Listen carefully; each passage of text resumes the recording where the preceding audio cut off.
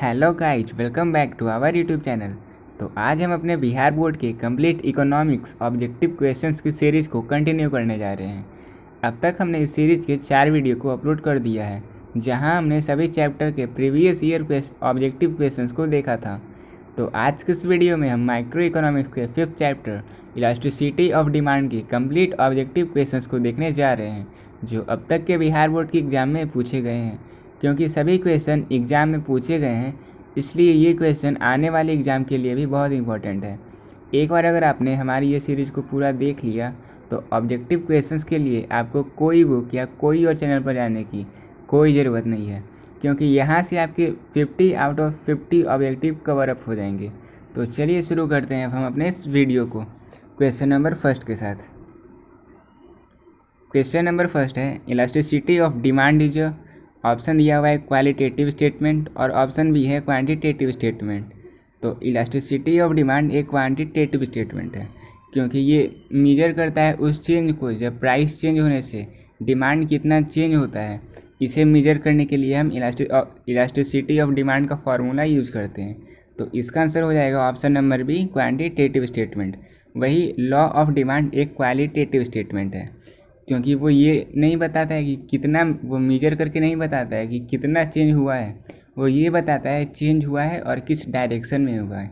तो इसलिए elasticity of demand is a quantitative statement, वही law of demand is a qualitative statement.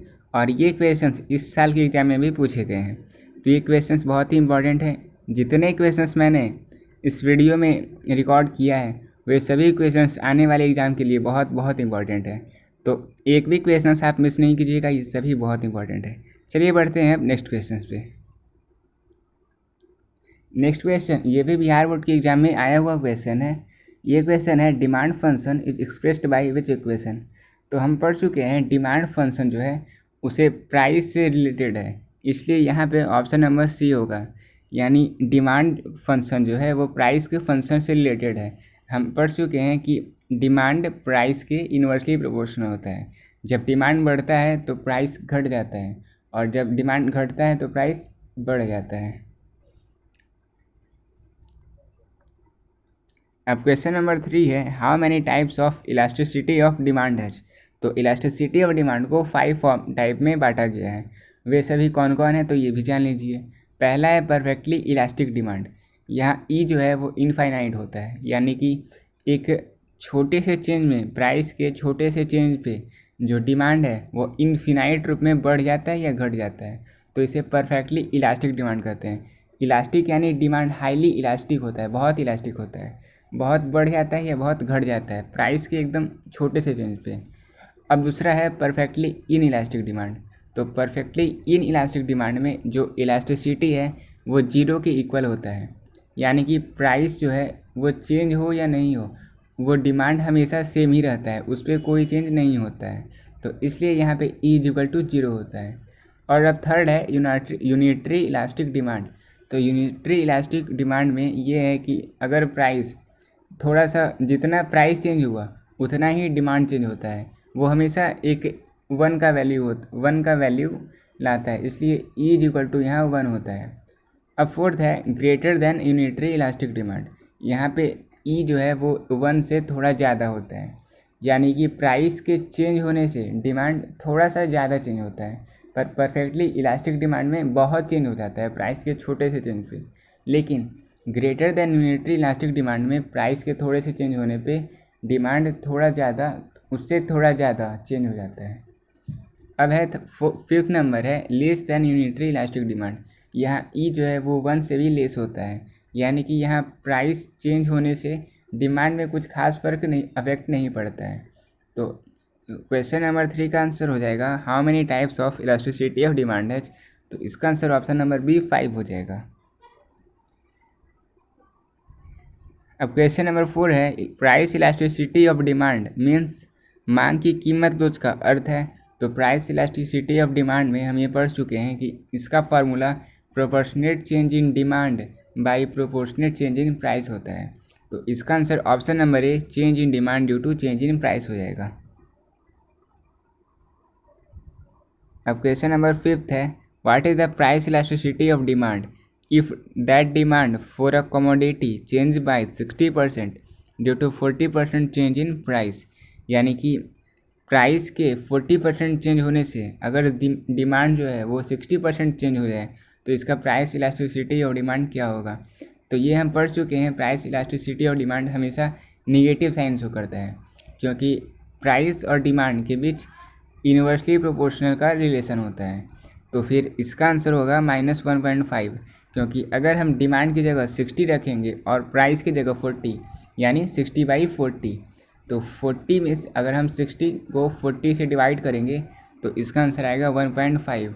और क्योंकि ये निगेटिव होगा, मैंने आपको बताया, क्योंकि ये इन्वर्सली प्रोपोर्शनल होता है, इसीलिए इसका आंसर माइनस में आएगा, यानी कि -1.5।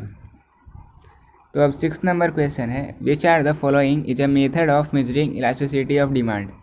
निम्नलिखित में से कौन मांग की लोच को मापने की एक विधि है। ऑप्शन दिया हुआ है percentage method, arc method, total expenditure method.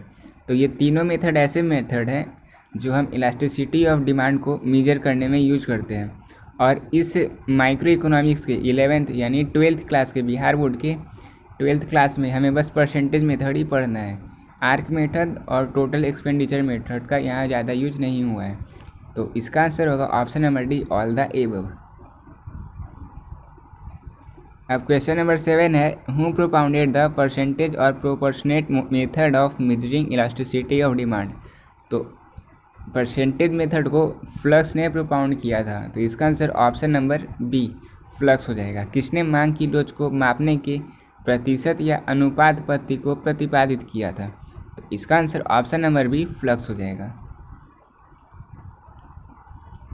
Question number 8 है, which of the following is a formula for measuring the elasticity of demand. तो ये बहुत ईजी क्वेश्चन है, मैंने इसका आंसर आपको पहले ही बता दिया कि इलास्टिसिटी ऑफ डिमांड का formula proportionate change in demand by proportionate change in price होता है, यानी कि मांग में आनुपातिक परिवर्तन बाई मूल्य में समानुपातिक परिवर्तन। तो इसका answer option number A, proportionate change in demand by proportionate change in price हो जाएगा। अब क्वेश्चन नंबर 9 है, when small increase in price produce infinite change in demand then it is called. तो यहाँ दिया हुआ है, अगर स्मॉल इंक्रीज इन प्राइस के थोड़े से इंक्रीज होने पे इनफाइनाइट चेंज इन डिमांड पे इनफाइनाइट चेंज आता है, यानी कि थोड़े से प्राइस चेंज होने से डिमांड पर बहुत ज़्यादा इफेक्ट पड़ता है। तो ये हमने पढ़ा था, ये परफेक्टली इलास्टिक डिमांड का फीचर होता है, जहाँ E is equal to infinite होता है। तो इसका आंसर, क्वेश्चन नंबर 9 का answer option A, perfectly elastic demand हो जाएगा।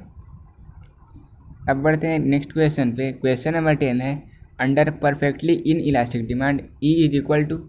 तो परफेक्टली इन इलास्टिक डिमांड में ई 0 के इक्वल होता है, क्योंकि वहाँ पे डिमांड पे कोई इफेक्ट नहीं पड़ता है, चाहे प्राइस पे कितना भी अप या डाउन होते रहे, प्राइस ये डिमांड हमेशा इक्वल होता है, सेम होता है।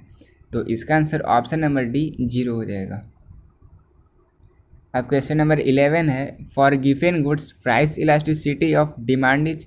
तो गिवन गुड्स के लिए प्राइस इलास्टिसिटी ऑफ डिमांड हमेशा पॉजिटिव होता है, क्योंकि हम पिछले चैप्टर में लॉ ऑफ डिमांड में ये पढ़े थे कि ये एक special type of inferior goods होता है, जिसका प्राइस बढ़ने से डिमांड भी बढ़ जाता है। तो क्वेश्चन नंबर 11 का आंसर ऑप्शन बी, पॉजिटिव होगा, यानी कि धनात्मक। अब क्वेश्चन नंबर 12 है, which of the following shows elasticity less than 1। Option दिया हुआ है necessity good, comfort, luxury, all the above.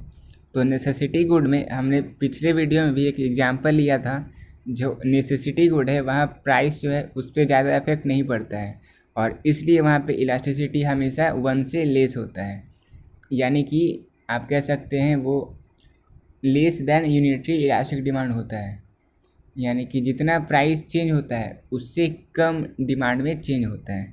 तो इसका आंसर ऑप्शन नंबर ए, नेसेसिटी गुड हो जाएगा। अब क्वेश्चन नंबर 13 है, elasticity of demand for necessary good is. तो ये पहले भी मैंने बता दिया, लेस देन 1 होता है, और इसका परफेक्टली इन इलास्टिक डिमांड में आया, तो फिर इसका आंसर ऑप्शन नंबर ए, 0 हो जाएगा। अब क्वेश्चन नंबर 14 है, for luxury goods the demand is. तो लग्जरी गुड्स के लिए डिमांड हाईली इलास्टिक होते हैं, क्योंकि वहाँ प्राइस पे चेंज होने से डिमांड में बहुत ज़्यादा चेंज होता है। फॉर एग्जांपल रेफ्रिजरेटर हम ले सकते हैं, अगर उसके प्राइस थोड़ा ज़्यादा बढ़ जाता है तो डिमांड उसका घट जाता है, क्योंकि वो लग्जरी गुड्स हैं, वो ज़्यादा ज़रूरी भी नहीं है। आपके टाइम में भले ज़रूरी है, लेकिन पिछले टाइम में वो उतना ज़रूरी था नहीं। तो इसका answer option number C highly elastic हो जाएगा। अब क्वेश्चन नंबर 15 है, the elasticity of demand at the mid point of a straight line demand curve will be. तो एक सीधी रेखा की मांग वक्र के मध्य बिंदु पर मांग की लोच यूनिटी होती है, यानी कि डिमांड भी सेम है और फिर प्राइस भी सेम है, तो ये यूनिटी में आता है, यूनिटरी इलास्टिक डिमांड में। तो इसका answer option number B will be unity हो जाएगा। तो ये रहा बिहार बोर्ड के इकोनॉमिक्स के 5th chapter elasticity of demand का कंप्लीट ऑब्जेक्टिव क्वेश्चंस, जिसमें से कई क्वेश्चन इस साल के एग्जाम में पूछे गए थे। अगर आपने बिहार बोर्ड के प्रीवियस ईयर क्वेश्चंस पेपर को नहीं देखा है तो प्लेलिस्ट में जाकर सारे सब्जेक्ट के पेपर को देख सकते हैं। आपको ये सीरीज़ कैसा लग रहा है कमेंट ज़रूर करें। इस कंप्लीट सीरीज़ को देखने के बाद आपके एग्ज़ाम में एक भी ऑब्जेक्टिव क्वेश्चंस मिस नहीं होने वाले हैं। And if you have any doubt you can join us in our Telegram channel from the link shared on description box. तो दोस्तों आज के लिए इतना ही, मिलते हैं अब हम अपनी नेक्स्ट वीडियो में, तब तक के लिए पीस आउट।